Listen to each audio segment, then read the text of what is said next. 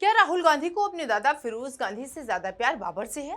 क्या गांधी परिवार बाबर को अपना पूर्वज मानता है? और अगर ऐसा नहीं है तो फिर गांधी परिवार के नेताओं ने बाबर की मजार तक पहुंचने को लेकर के बार बार सवाल क्यों उठते हैं? सवाल इसलिए बड़ा है क्योंकि फिरोज गांधी कोई दूर के रिश्तेदार नहीं है।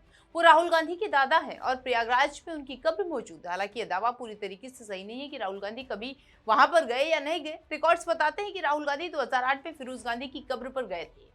उन्होंने फूल चढ़ाए, वहां की बदहाल स्थिति पर नाराजगी भी जताई। लेकिन सियासत में सवाल यही है, एक दौरा याद नहीं रहता है और बाबर के मजार का दौरा बार बार राजनीतिक बहस में क्यों लौट आता है?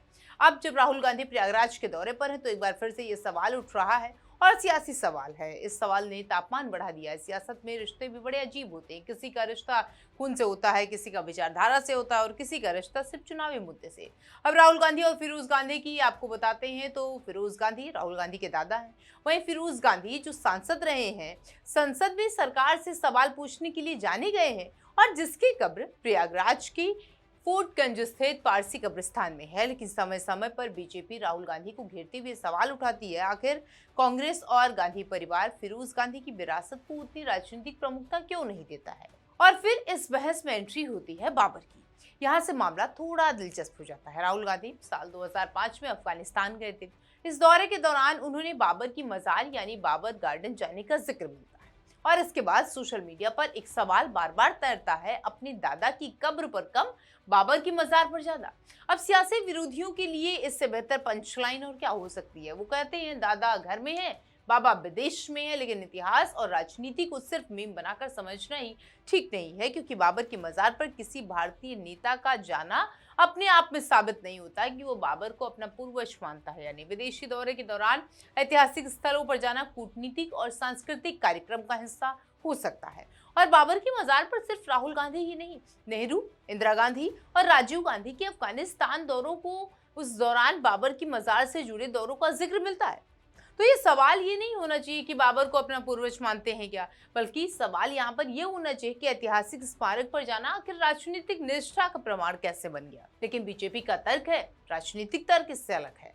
उसका कहना है कि कांग्रेस और गांधी परिवार इतिहास और प्रतीकों का इस्तेमाल अपनी सुविधा के हिसाब से करते हैं और इसी बहस में फिरोज गांधी का नाम सामने आता है, क्योंकि फिरोज गांधी की कब्र पर राहुल गांधी के जाने का रिकॉर्ड मौजूद है अगस्त 2008 का।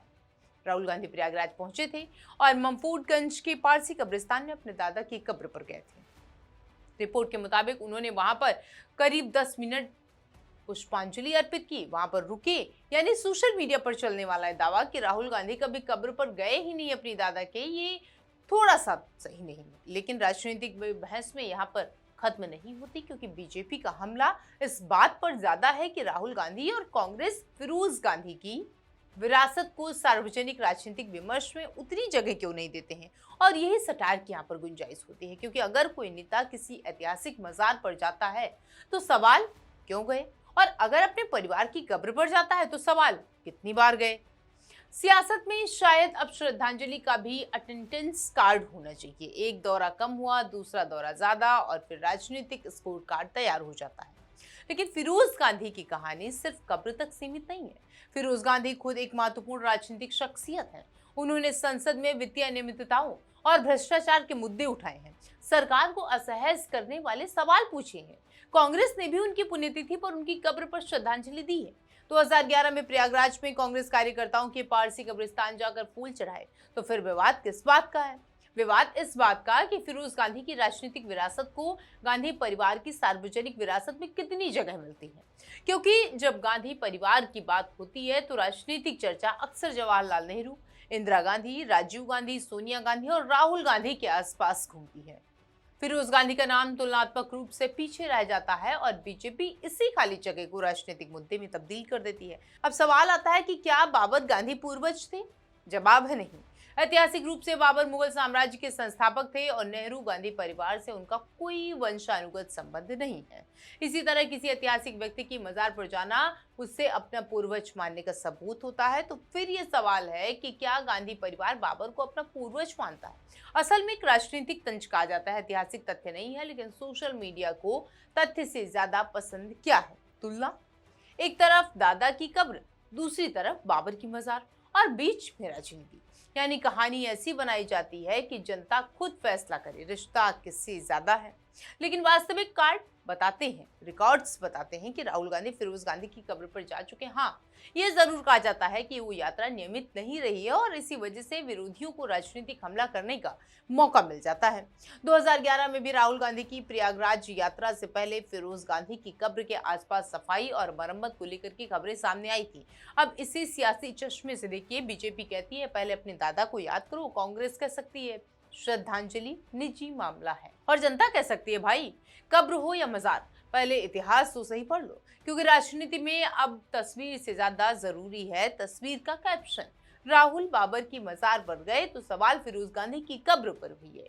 ये सवाल यहाँ पर ना आए तो सवाल ये कि यानी राहुल गांधी की सियासत में समस्या ये नहीं है कि वो कहाँ जाते हैं, समस्या ये है कि वो जहां भी जाते हैं वहां से विपक्ष एक राजनीतिक मुद्दा लौट कर लाता है, और आता भी है। और आखिर में सवाल वही है कि क्या राहुल गांधी को अपने दादा फिरोज गांधी से ज्यादा बाबर पसंद है? इसका कोई तथ्यात्मक आधार नहीं है। क्या गांधी परिवार बाबर को अपना पूर्वज मानता है? नहीं। लेकिन क्या बाबर की मजार पर गांधी परिवार के नेताओं के दौरे को बीजेपी राजनीतिक मुद्दा बनाएगी? बिल्कुल, क्योंकि सियासत में इतिहास सिर्फ किताबों से नहीं रहता, चुनावी भाषणों में भी लौटता है। और फिरोज गांधी वो शायद यही सोच रहे होंगे, भाई मेरी कब्र पर फूल चढ़ाओ या ना चढ़ाओ, कम से कम मेरा नाम चुनावी बनाकर तो मत रखो मुझे।